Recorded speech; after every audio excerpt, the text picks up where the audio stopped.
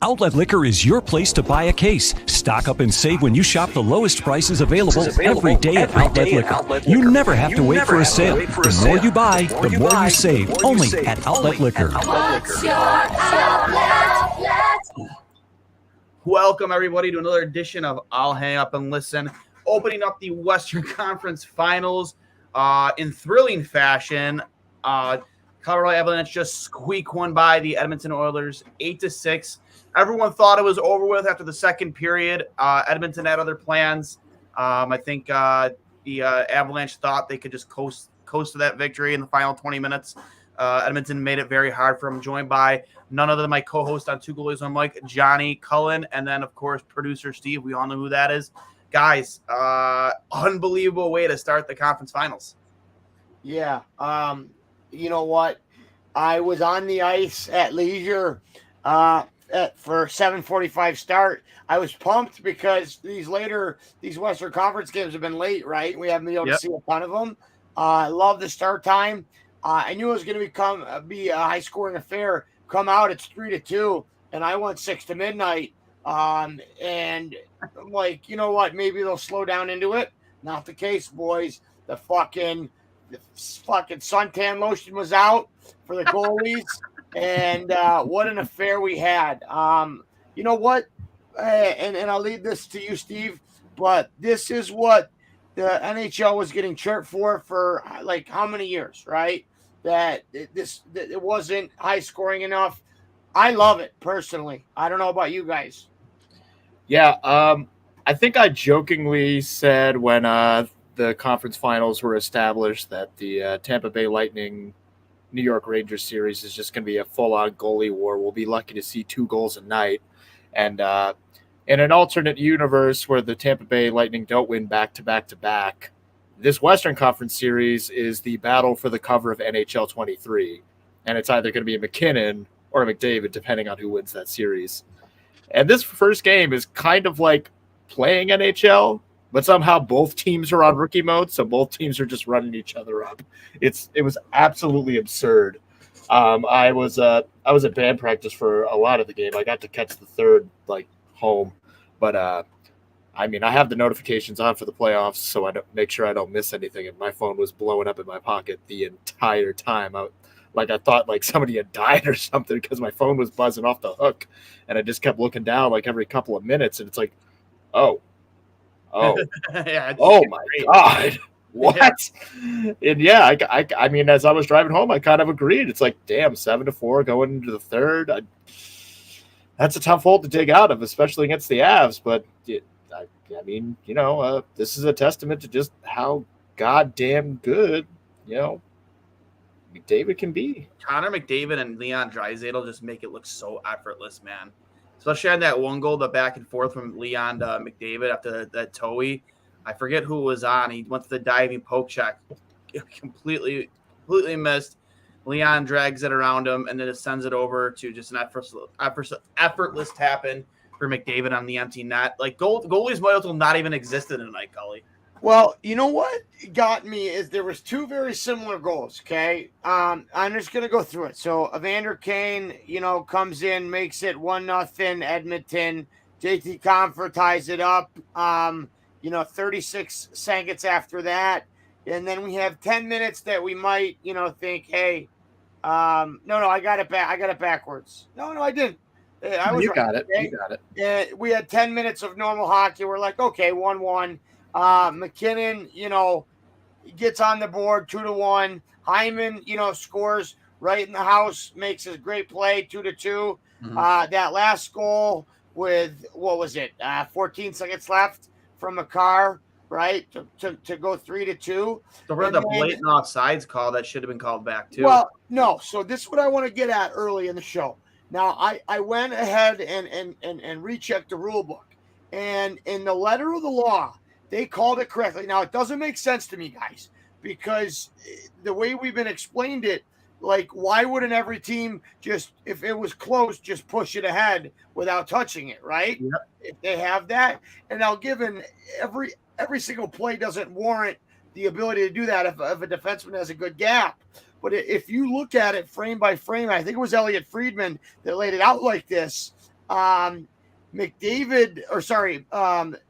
doesn't make contact with the puck until Nikushkin was fully on sides, right? And there it is.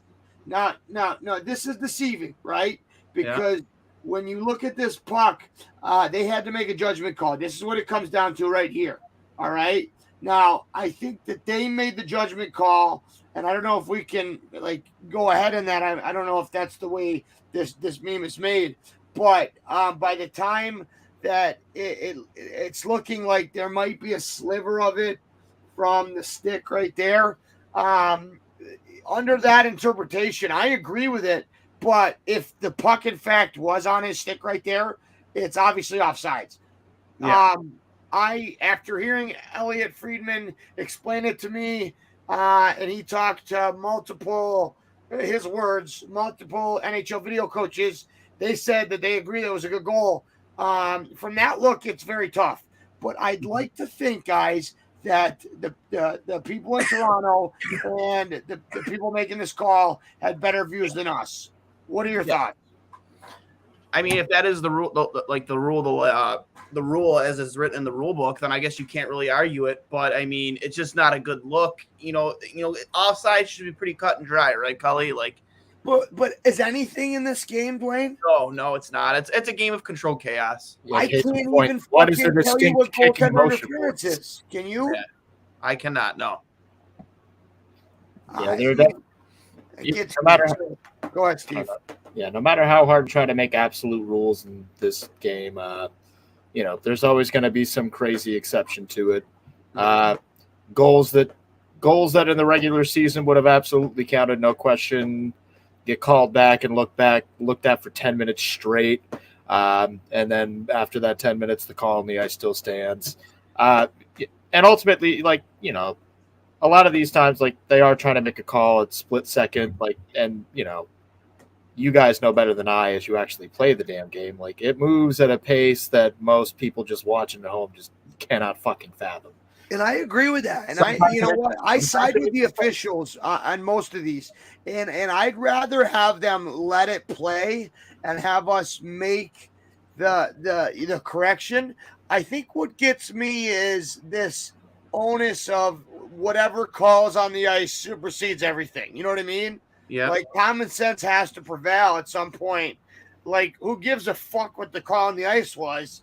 If it's inconclusive. Yeah, if it's the dead wrong call, then right.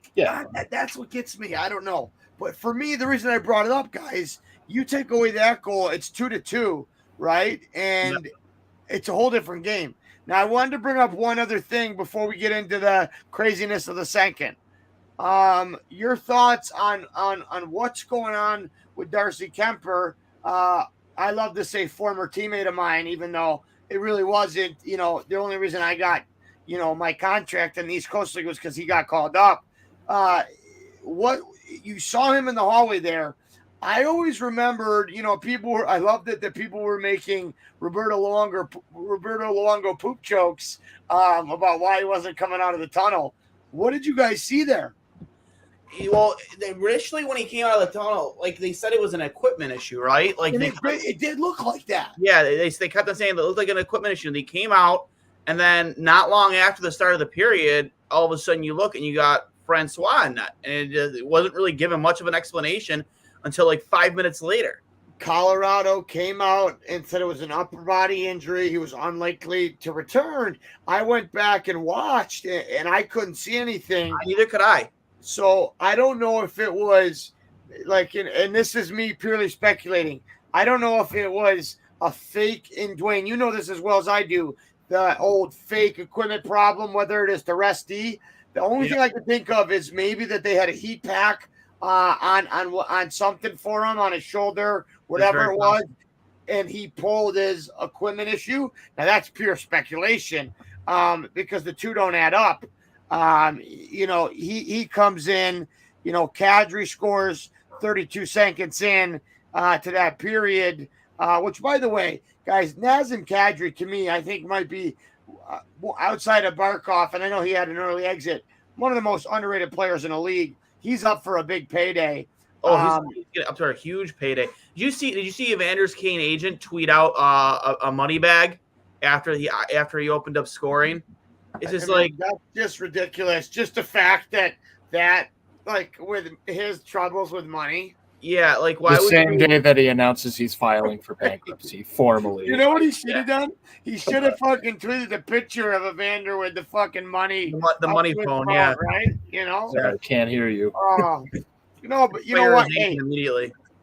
The one thing I could say, I played against him in the Ivan Holinka USA Canada. The guy's always played. He's always been a great straight hockey line player with power and a great shot. I listened to the Spin Chicklets latest episode with Colby Armstrong. He talks about his early days in Atlanta with him.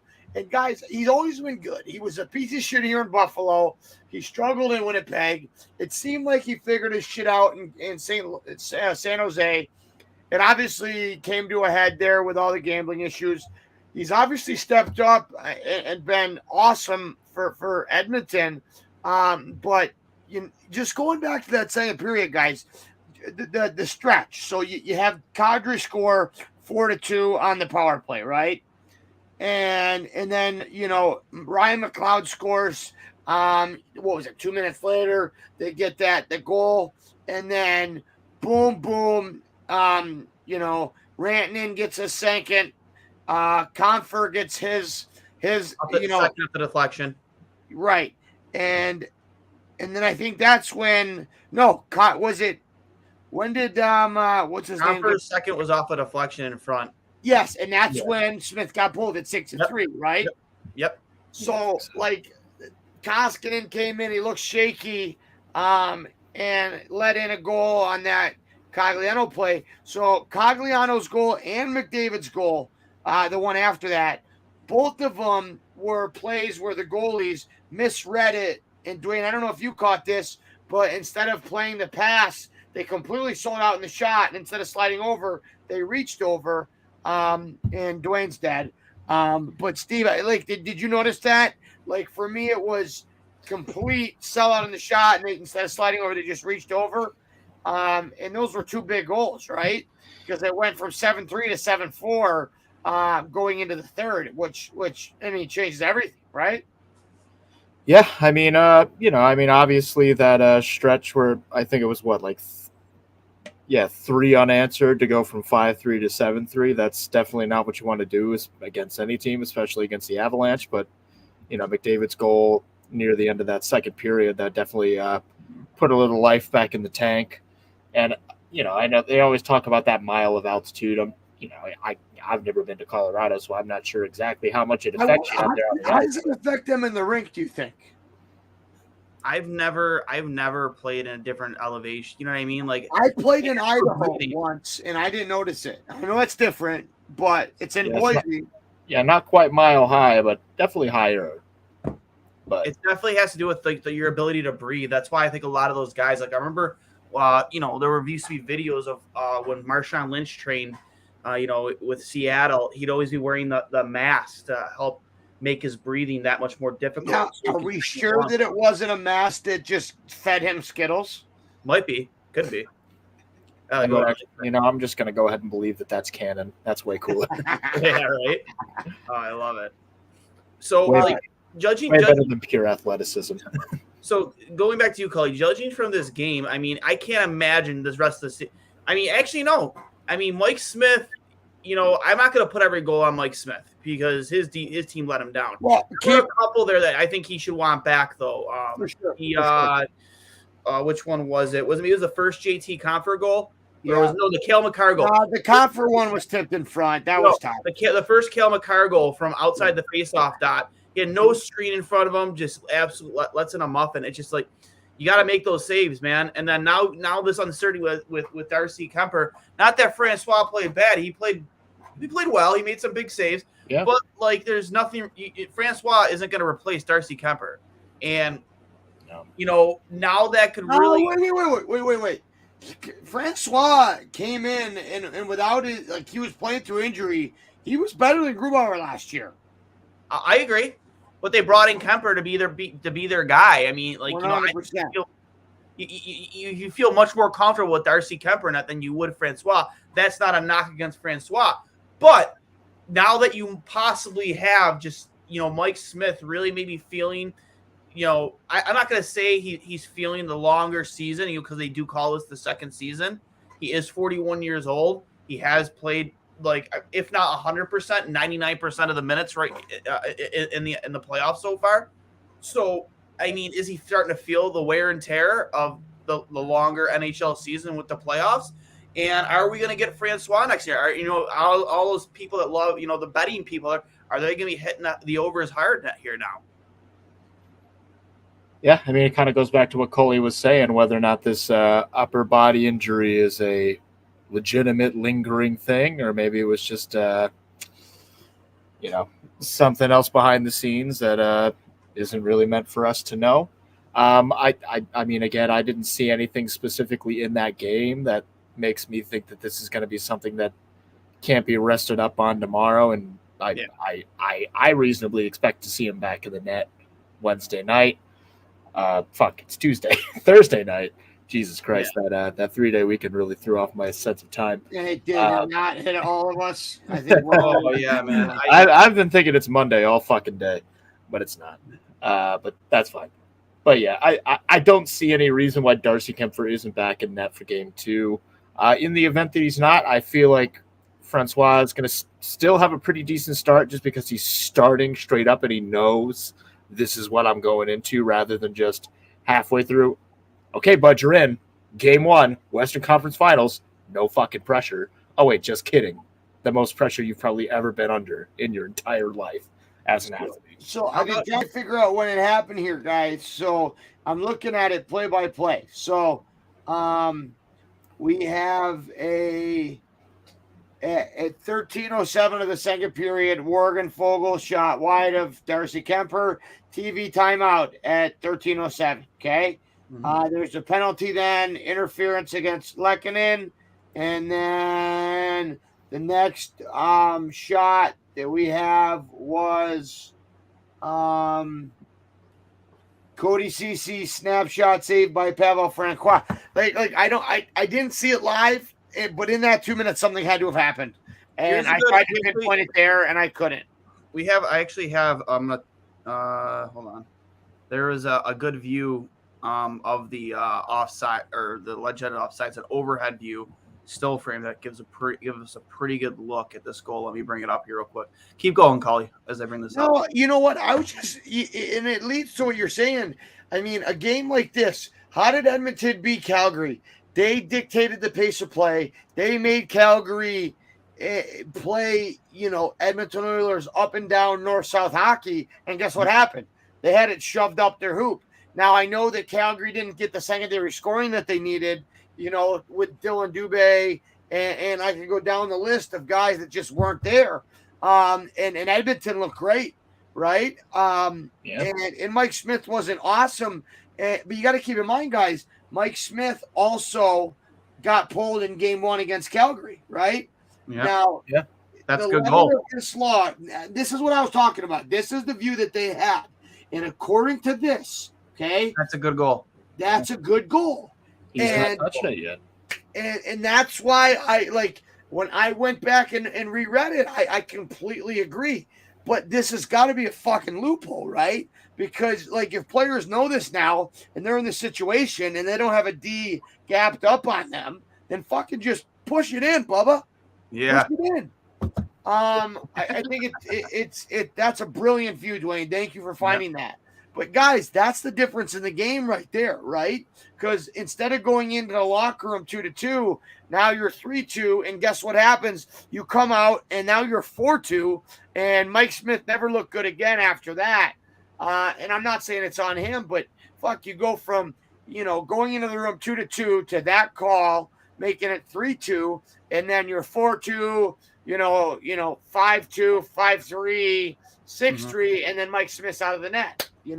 I don't know. I guess going back to it, guys, Evander Kane's been phenomenal. Okay.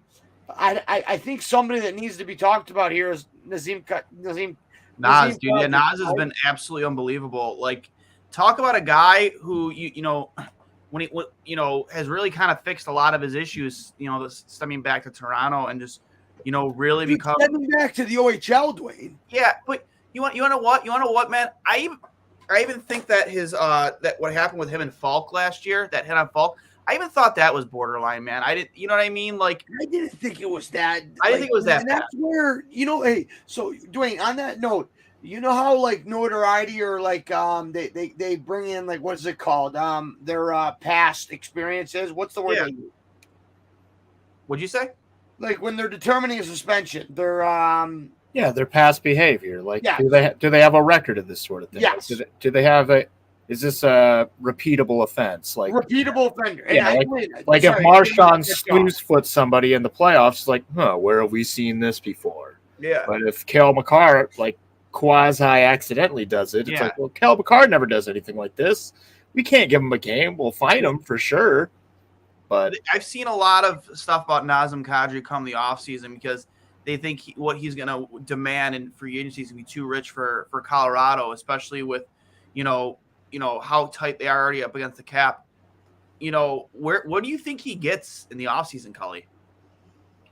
7.5. I think 7.5 is a good number.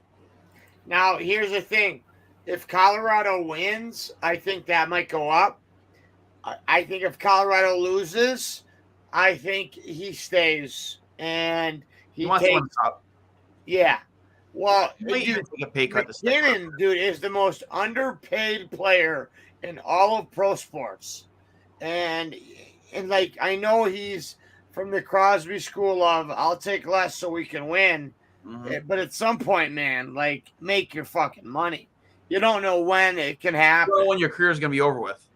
I mean, he is 31, so if he wants to get a payday, it's kind of now or never. Because Did you guys hear Gretzky during the intermission when they were talking about just all the goal scoring? The humble guy he is. I was the most offensive player that ever lived. And I never had games like this in the playoffs. I know he was, but talk about humility. Like, this guy's, I was the greatest that ever did it. Like, Duane, I I looked at it the other way. I looked at it like he was taking a shot at himself because his D zone was so suspect. yeah, Like in the Canada Cup in '87, like it was a defensive zone faceoff, and I remember people were chirping that why was he on the ice at the time because it was the defensive zone faceoff. Obviously, he's the best player in the world, but I don't know. You know what? On that note, guys, I am so thrilled that how TNT has handled everything, and I couldn't be more upset with how and I love Butcher Gross. He's done great. But Chelios and Messier, they're not doing it for me. I think TNT's knocked it out of the park. ESPN should bring in Roenick, honestly. Like, I think No I shit, think JR would be such a phenomenal add to that broadcast team. I know people have issues with maybe the way he's fuck acting. him. And exactly, dude. Like, Happened came to his you're defense trying on that. to make the sport more fun, and that's a big part of it, man. The on-air personalities. Like, everyone knows I'm a big wrestling guy, right? Everyone knows how much I loved wrestling growing up. Like, the Attitude Era, Stone Cold wouldn't be Stone Cold Steve Austin with good old JR and the way he would present Stone Cold on TV. Like, all the infamous things Stone Cold Steve Austin did made it that much better because Jim Ross was on the call every single time. Same thing can be said about hockey. As a team that's struggling to stay within the top four of the major league sports, bring in the people. I get Biz is Biz is a controversial guy, but they bring him in, and look what he's done with TNT. It's been awesome. Tremendous job. Tremendous job. Awesome. He's done a tremendous job. It's awesome. And you know what's great about it, Duane, is even though they brought him in to be the funny guy, it's elevated his hockey takes. Yep. Really has. And I think his relationship with Tocchet goes back and forth. The only guy I don't like on that crew, and this has nothing to do with racism or anything, is Anson Carter. I've never been a fan of his. He's like the Joe Rogan to me. And I like Joe Rogan, but I just feel like he never takes a hard stance on anything, I just feel like he's there to agree or disagree, based on what the play is. But I think they have a really good thing going. Liam McHugh doesn't get the credit he deserves. Being a moderator with that many voices, especially when they have Gretzky, Biz, Tocchet, and what's it called? Fuck, I just said his name. The guy with the face. Yeah, with the face. That guy with the face. I think I broke Cully. Oh, I think I broke him. I think Liam McHugh deserves a lot of credit for it. Guys, Rick Tocchet is going to get a head coaching job. He's a brilliant hockey mind. And to Duane's point, Biz has been great. When have we seen Gretzky this comfortable in front of a camera? We've gotten a lot of great Gretzky stories out of it. And fuck, we even got a Spin Chicklets episode with Gretzky there. I think that's awesome. But I just think TNT's product has been great. You go back to what they've done with the NBA, and don't get me wrong, I love basketball. I can't watch NBA. I'll watch March Madness, but like I the only thing I'll ever tune into is the TNT post game with Barkley and Shaq and Kenny and them. And I think that's what they're trying to do, and I think it's good for the game. What I wanted to getting back to the game, like when we talk about Koskinen and Smith, okay, goaltending, like the offense in the series isn't going to stop. You have a guy in Mike Smith that got pulled game 1 in the Calgary series, bounced back. It worked for him, okay? I think it's more of style of play, guys. You look at Edmonton was able to dictate the style of play, like I said before, and they were able to beat Calgary. You can't do that against this Colorado team. No, you can't. Not at all. So, like, what do you do here? Like, if you're not, I mean, Jared Bednar is licking his chops. You know, if he can get subpar goaltending, and he'll get it from Francois, Franco, however you want to say it, him or Darcy Kemper, like, he'll get it. I don't know if Edmund get to. I think this comes down to goaltending, right? In the worst kind of way, though, Cully. Honestly in the worst kind of way, because you might just need your goalie to not let in more than 3 goals in this. You're a goalie that gets an 850 above save percentage is gonna win. That, honest to God, and it's not like a situation where I needed to play in this fun kind of series. Yeah, that'd be great. It's not like you need your goalie to be Vasilevsky out there. You need him to be friggin' Duane, a 40-year-old Duane Rollison. You know what I mean? Hey, don't shit on hallmark on a good night.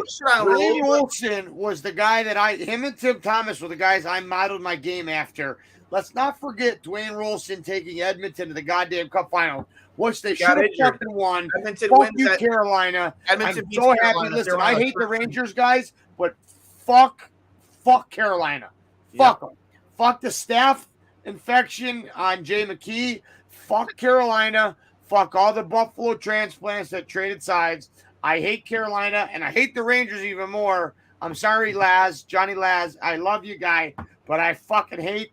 I hate how cocky the Rangers and arrogant those fans are. He's a beauty. I'm not chirping him, but fuck, I'm so glad that Carolina's out. I just think now, guys, we're looking at, and I don't mean to switch gears so suddenly. I had this thought on the way home. Tampa Bay, when you have the best goalie in the world, and I will fucking double down on this at Vasilevsky. I will fight to. I've watched so many clips of him trying to help some of my goalies and what makes him so good. He is the best goalie maybe to ever do it. And I know that's a wild fucking claim. You have the best. Can we?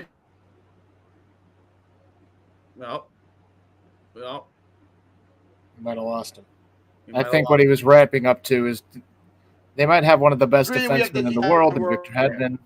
Johnny, you actually broke up there for about 15 seconds. What I was just going to say is there any disagreement that Vasilevsky is the best goalie in the world?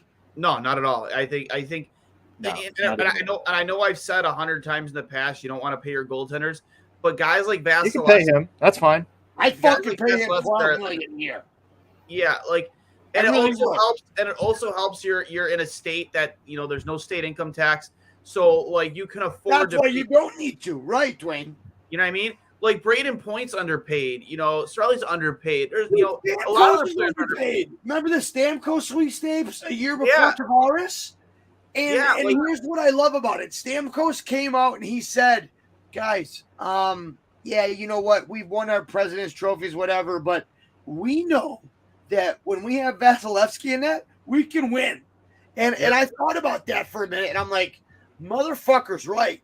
And not only do they have that, and when I cut out, you have the best defenseman in the world.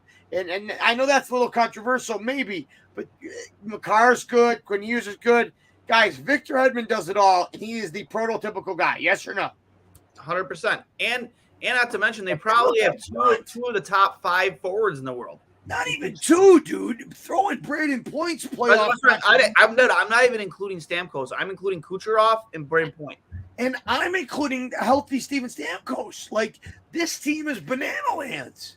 Yeah. Right? And then when you have John Cooper, who, and listen, I'm not trying to bring up my past, but John Cooper was the smartest coach ever. And I got him on his ascension. He had just won like an NA.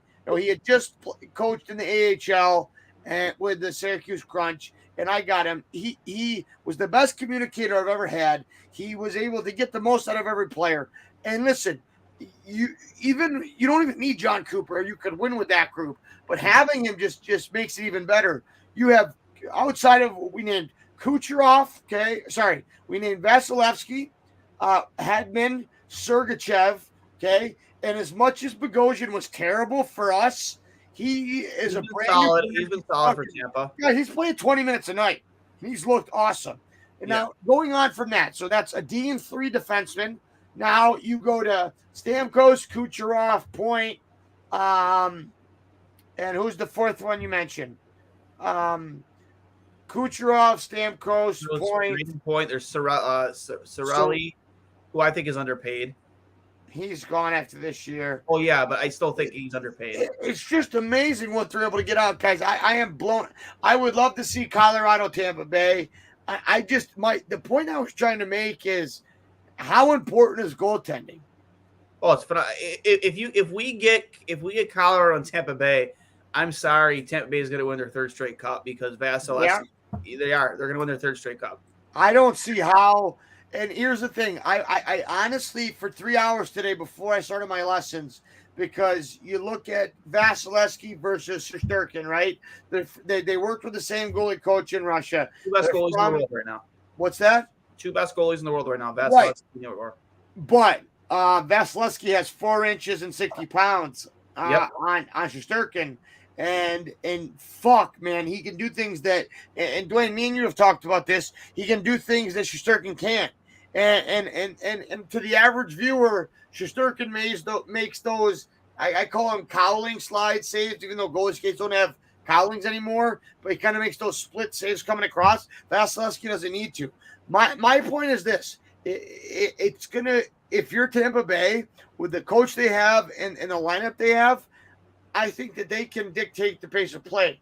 And the reason bringing it all back is if you're Edmonton, as much as you beat Calgary running and gunning, you're not going to fucking beat. You're not going to beat Colorado that way. You can't outrun Colorado. I think the only way Colorado wins the cup this year is if Igor has an unbelievable series and they pull out an upset against Tampa Bay. Because if Tampa Bay gets past the Rangers, I don't think anybody's beating them. Yeah. But it would be interesting to see. It'll be a fun series to watch, 100%. Now, Jared Bednar, he's been there for a while. I think it's a make it or, and as crazy as it sounds, I think it's a make it or break it kind of year for him, which is crazy to say because they've had a lot of success. Yep. But man, the reason I brought up that John Cooper comment, guys, is he is able to get these plug and play pieces. Well, like Nick Paul. Nick Paul played in the OHL for 1 year, guys. He sucked. He was a big guy that couldn't skate, and granted, he was a rookie. Did you remember that goal he scored skate to stick to win the fucking series? Yep. In Toronto? Like, that's fucking stupid. And here's a guy that they picked up for nothing. Like, it just blows my mind. I don't know. I would love How to about see how about last year? How about last year with guys like Blake Coleman and Barkley Goodrow? Like these glue guys plug like you said, play, baby. it was wild, absolutely wild. And you look at their roster this year, and this is where we go back to that point about how you can afford to pay your big players big money because they'll take a little bit less. But then you have these guys, these plug and go players like your Ross Colton, like your Alex Killorn, your Riley Nash, Brandon Hagel, who they got at the deadline, Patty Maroon, Palat. Like, it's just these Corey Perry, like these guys that you have in your lineup that you can afford to keep around because players are just willing to take a little bit less, A, to play on a team like Tampa Bay, and B, they're not actually getting screwed out of every single one of their checks from the state income tax like you would in New York. Now, you make a great point, but I want to shift gears for a second, okay? This series this first game, it was crazy. You look at the time on ice, okay? There was 2, 3, 4, 5. You have 5 forwards over 20 minutes on the ice for Edmonton, okay? That ain't normal. That ain't good, right? You need your bottom 6 to contribute. You want your top you maybe want your top line to be right around that 20-minute mark, right? Yep. Like those are defenseman numbers. I'm going to read it off quickly for you guys, okay? You have D. Ryan, don't even know who the fuck that is, okay? He had 10 minutes. Pujärvi, 7 minutes. Archibald had just under 9. Zach Hyman, 20-42. Leon Draisaitl, 23-21. Warren Fogle, 8 minutes. Zach Cassian, 8 minutes. Yeah. Yamamoto. That kind of pisses me off. That Cassian. 12 minutes. And here, guys, Evander Kane, 22 minutes. Nugent Hopkins, 20 minutes. McDavid, 25 minutes. That is fucking absurd, and that is not sustainable, dude. No, you need depth, man. That's why, like, Florida was so good this season. Even though they had an early exit than we all expected in the playoffs, they had depth up and down their roster. Tampa Bay, depth up and down their roster. You could have a defensive zone draw, and you could have your fourth line out there because you have faith in them because they've proven they can get it done. It's for me, it's just like, even Zach Cassian, dude. Like, Cassian's not a bad player. Like, he missed on that breakaway though. That could have changed the game. Yeah, but like he deserves more than 8 minutes a night. Yeah, but here's my thing, guys. When you go back and you look at this, Brett Kulak was a +2. Okay, whatever, it is what it is. Your top pairing of that game, Duncan Keith and Darnell Nurse, I think they were both -2. Dude, the amount that top 6 of the Edmonton forwards played was crazy, and I'm trying to pull it up right now. I don't know why it's giving me this. Okay, here we go. So you look at what I just told you, okay, about the forwards. Now we're gonna go to Colorado, okay. You have Cogliano, 9 minutes. Nikushkin, who's on that top line, 20 minutes. Newhook, 12 minutes. Logan O'Connor, 10 minutes. McKinnon on the top line, 21 minutes. JT Compher, 12 minutes. Darren Helm, 12 minutes. Lehkonen, 16 minutes. Kadri, 17 minutes. Landeskog, 21 minutes.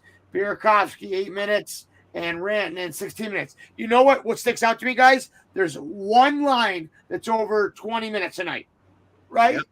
And then on the other side, you look at it, you got your top 6 on Edmonton playing over. Like, you have to have contributions up and down your lineup. And you look at Colorado, you got 2 goals from JT Compher tonight. You know what I mean? Like, it's just like JT Compher's a good player. Oh, he is absolutely former Buffalo Sabre. I was angry when he was part of that Ryan O'Reilly deal. Me too. I thought we should have kept a hold of him. Yep. Minnesota. I think he went to Minnesota. Great hockey player. Again, disappointed when we lost him in that Counterpoint. So I mentioned that Edmonton really overused that top 6. Okay, and you saw it. I think it was Compher's goal, that tip and goal. Okay, that I think Mike Smith got pulled on. All right, McDavid was covering, right? They were out there for 1:40. All right, that's crazy for a shift length, and you could kind of almost feel it coming. But when you look at the back end of Edmonton, Cal McCarr 27 minutes, Devin Toews 24, Bowen Byram 20, Jack Johnson 12, Eric Johnson 18, Josh Manson 14. Like, I mean, listen, if there's guys that can play 27, 24 minutes, it's going to be Devin Toews and Cal McCarr. I think that if Colorado comes to win this cup, I think Lou Lamoriello should have to sit on a pine cone because he gave up fucking Devin Toews for a second fucking round pick. Like, what? I don't know, guys. Yeah. So my question to you is this: what ends up winning this? Take away goaltending. What ends up winning or losing this series? Edmonton overplaying that top 6 forward group, or Colorado overplaying that top defensive group?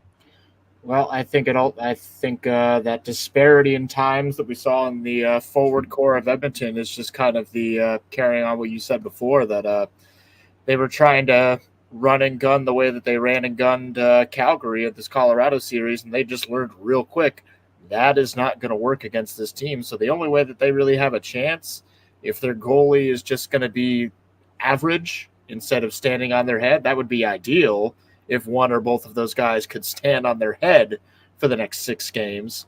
But in the absence of that, we need just like absolutely zero margin of error for a defensive core that's questionable, with people like Duncan Keith playing, I believe he's playing some middle pair minutes in that particular core. I mean, I got nothing against 18. Yeah, I got nothing against like Tyson Barrie or Cody Ceci there. Like, they're not horrible, but they're not Kel McCarr. They're not Devon Taves. But Tyson Barrie those dudes need to have absolutely zero margin for error, and we need to see anything resembling a pulse out of people like Yamamoto, Poole, Yarvi. Like, it cannot just be. This series cannot be won, as much as they are 2 of the most incredible forwards in the league. This series cannot be won against the Colorado Avalanche with just the Connor McDavid and Leon Draisaitl. Can I play a game with you guys really quick? Duane and Steve. All right. So McDavid finished with a goal and 2 assists for 3 points. What do you think his plus minus was? I'm going to say -2. He might have been out there for a few. I'd say he was even. 3 goals he was on the ice for. Okay. -1. Nugent Hopkins. Goal and assist for 2 points. What do you think he was? Oh, he's -2. Yeah, -2. Yamamoto. An assist. 1 point. What do you think he was? -4. -2. Okay. Oh, shit. Draisaitl. 2 assists. One beauty, too. Yeah. -3. -1. Hyman. 1 goal. That's another -2 or -3 right there. -1. And it's going to scare you when we get to the D here, guys. Okay. Duncan Keith, no points. -2. Cody Ceci, -1. Tyson Barrie, 0s across the board. He was even. Darnell Nurse, he had an assist, -2. The only plus player on the Edmonton Oilers was Brett Kulak with an assist, and he was +2. Okay, now flipping it over, all right, just to be fair, all right, going into Colorado. Cagliano, +1. Nushkinen, +1. Newhook, even. Logan O'Connor, +1. McKinnon, +1. JT Compher, even. Darren Helm, +1. Lehkonen, even. Kadri, even. Landeskog, 1. Burakovsky, even. Rantanen, even. Oh my God. Josh Manson was a -4. McCarr was a +3. Devin Toews was a +3. Eric Johnson was a +2. Bowen Byram was a +1. So you had 2 players that were minuses, Jack Johnson and Josh Manson. Holy shit, Manson had a tough night. What the Yeah, fuck? Josh Manson did not have a good night. Did you notice the difference? You have two players throughout the whole lineup with minus players, as opposed to the whole lineup on the Edmonton Oilers being minus players. And listen, I know advanced analytics people are going to shit on me for using that number, but I think it says something, you know. Mm-hmm. I guess my question to you guys now is goaltending. I've been checking constantly. They said upper body with Kemper. Did you guys see anything that would warrant that? He didn't look sharp. No, I mean, yeah, Kemper's been all right up until now. He's been good. He's had his moments, but I mean, I wouldn't. It was just, dude. It was a boat race from the opening faceoff, Cully. I mean, it was like no holds bars, anything goes. Like you knew right from the puck drop, man. Like the way that game started in the first 10 minutes, like a goalie's worst nightmare. Goalie's worst nightmare. So like I'll chalk up. Hopefully Kemper's back and healthy for game 2. But in terms of his performance in game 1, I mean, I'll chalk that up to just being literally anything goes out there. Defense didn't really exist. Rarely running gun.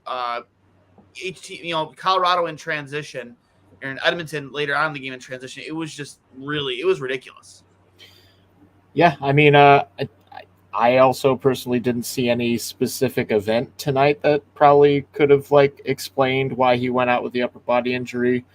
But unlike when your car gets T-boned, obviously you got to take it to the shop. You just saw some very serious damage take place. But I feel like maybe if this is truly an injury, this might just be like the general wear and tear of just playing the game. It could just be something that's been nagging him for a minute that we haven't known about. This could just be, the human equivalent of, we got to take this guy to get his brake pads replaced, Guys, do you see that he is bare-legged underneath his goalie pads? He is bare-legged? He's not wearing socks under there. No, he's going skins. I like it. I mean, listen, I don't know if that's new. Honestly, sometimes it gets really warm on those rinks, man. I remember playing a few times down at the arena at KeyBank Center back in the day, back when it was HSBC arena. It gets warm down there, so I can see that. No, and you listen, everybody has their own way. I just wanted to bring that up. Holy shit! But both him and Smith finished with 857s. That's in Cully territory, right? So it's not. But I mean, fuck the way Colorado produces, they can win these games. Edmonton is just not deep enough. We talked about the depth of Colorado and how the back half of their lineup, and I don't even want to call it secondary scoring. It's just secondary guys not being minus players, right? Your best players have to be your best players, and when you look at a lineup or a matchup like this, it's very tough to match up against this team in Colorado because they're so fucking deep. And I really think the unsung hero is Nazem Kadri and Nushkinen, or is that his name? Natushkin, yeah. Natushkin. And don't forget about JT Comfort, too. He had a great game. Right, man. And then Darren Helm. You guys remember him from the Red Wings when they were good? He won a cup with them. That's how long he's been in the league. He scored a couple big goals. He plays the right way. And it's not just him. It's Cogliano. How long have we seen him bounce around the league, right? Yep. It's kind of hard to believe he's still in the league. Right. No, it's crazy, man. It really is. When you look at how long he's been in the league, okay, he's 35 years old. And here's the beauty of it. He's played 92 games in the playoffs in his career. Okay, he's an 87 birth year, 5th round pick to Detroit. And you know what? He was with Detroit all the way until last year. He's been a consistent, 30-point guy, right? But fuck, good for him. Just love to see a guy like that have success. But before I have to shut it down to get up tomorrow, looking ahead or looking back into that game 7. I know you probably did this last night, Duane. Any word on the injury to Ranta? I'm looking into it right now, man. That was rough for I thought it Carolina. was MCL. I watched that game at Applebee's, and it was, that's a tough go, man, to lose your starter and your backup goaltender. I'm not even sure what was the third string's name. I don't even know. I don't know. All I remember is that he literally cannot speak English, so he had a very hard time communicating with his team. Yeah, that was tough. It looked like an MCL injury to me, the way that he slid into his butterfly and then kind of fell backwards. I've had that injury myself. It was tough, because he had played really well. Props to Shesterkin, guys, because if you look at his numbers from the first round, which he was shit, and he'll be the first to admit it, he was bad against Pittsburgh, and I think against Carolina, he was back to under 2 goals against average. He was in the 920 save percentage. I think it's going to be interesting, and to kind of transition. Wanted to get your guys' thoughts on what to expect. Is it tomorrow night's game? Yeah. Here's a fun fact. I'm sorry. From at JFresh Hockey. Here's a fact: the Rangers have played 5% of their playoff minutes against starting goaltenders, 58% against backups, and 37% against third stringers. Here's another fact: Ranta is not your usual backup, and Rangers fans also have no reason to give a shit about any of this.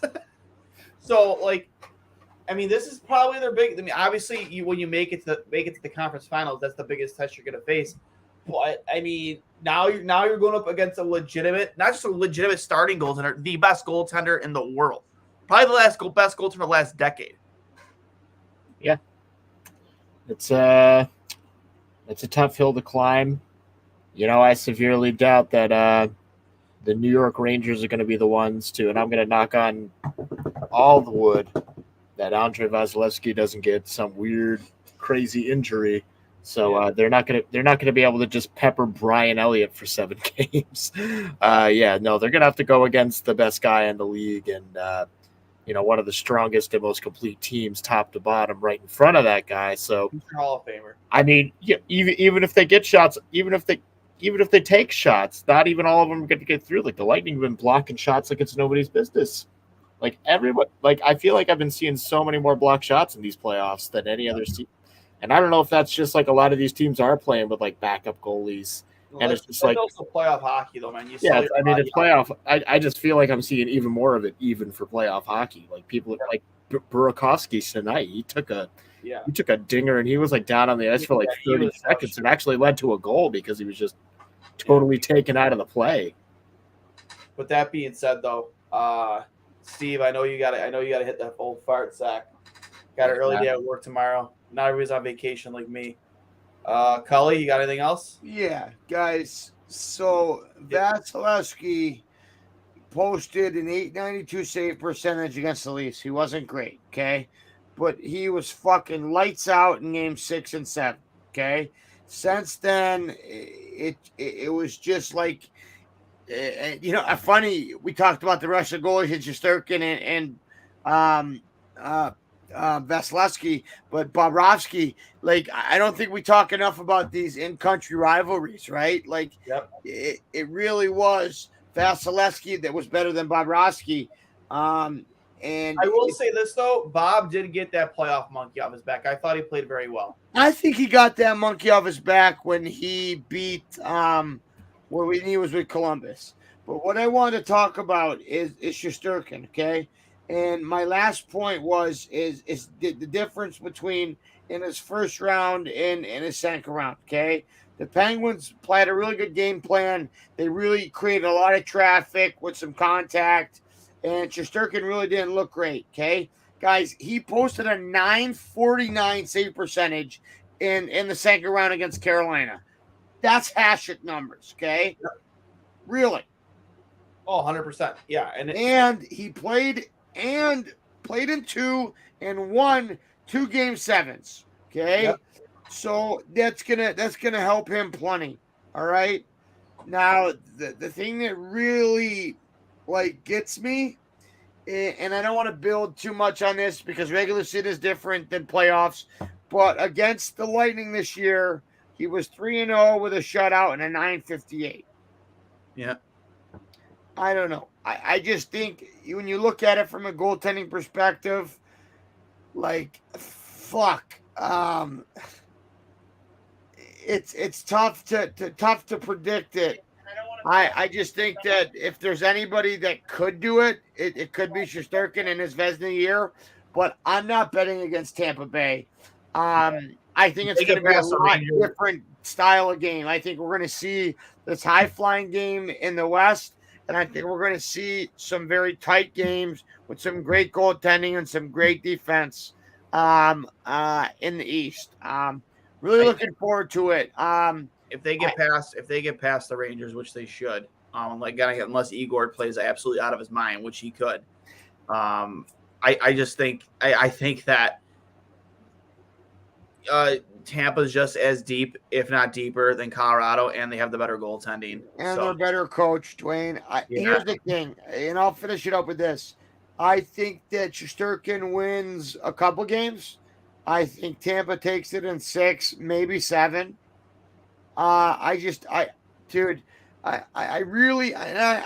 Duane, we've talked about it, and Steve, I don't know if you've been on here for it. I really haven't been a Tampa fan. I just didn't want to like them. But god damn it, they're so well built. Yeah, and they're so well constructed. They're the blueprint if every state could not have state income tax. I think it's funny. Everybody shits on Florida, and here they are putting out just fucking dynamite teams, right? Yeah. So, it sucks from Buffalo, quote unquote, hockey heaven. And you look down in Florida during the regular season, the Panthers can't fill their arena as much, more than we can, with an amazing team. And then back to goddamn barn. So yeah. Well, I know you guys got to wrap it up. I appreciate you having me on. Looking forward to officially episode 100 coming up. Steve, always good talking to you and having you on again, bro. Love your insight. Love the old school goat head hat.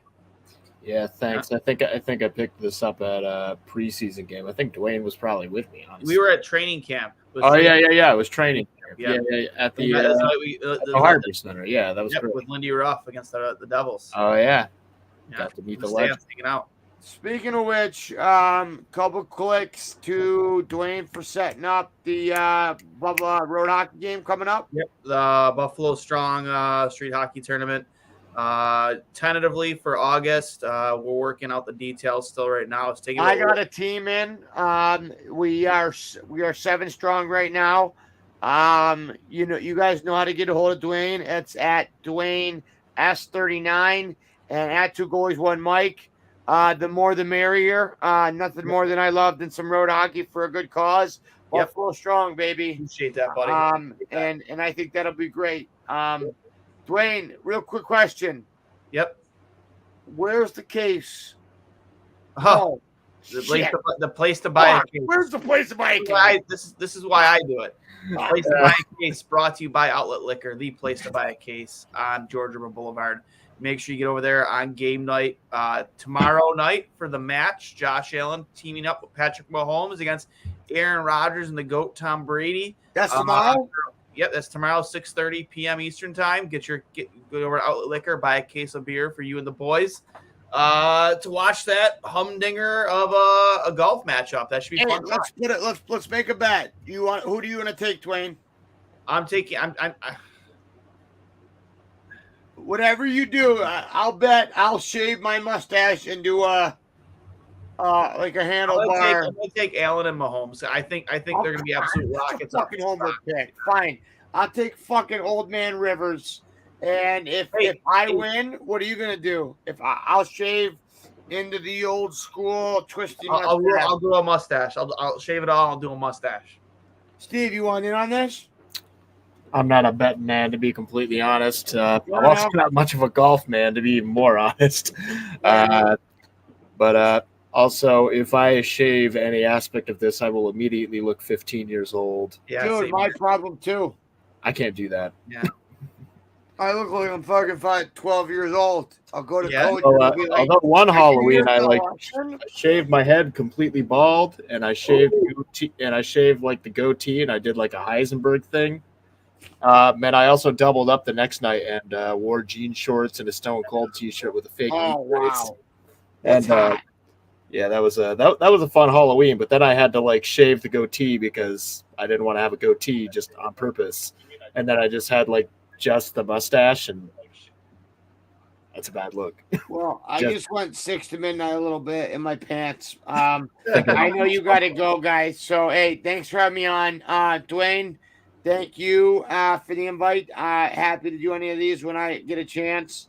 I'm looking forward to some quality goaltending in the Eastern Conference. We were treated to an all-time great performance tonight. Hey, this is what hockey needs, and not great for our namesake. 2 goalies, 1 Mike. 4 goalies. What was it?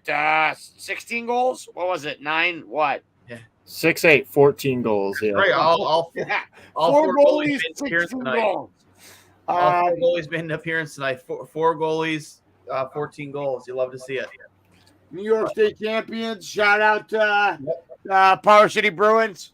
Duane, I'll let you take it away. All right. Steve, Thanks. always appreciate you. Of course. Thanks everybody for Yeah, this man. edition of I'll Hang Up and Listen. We will talk to you next time.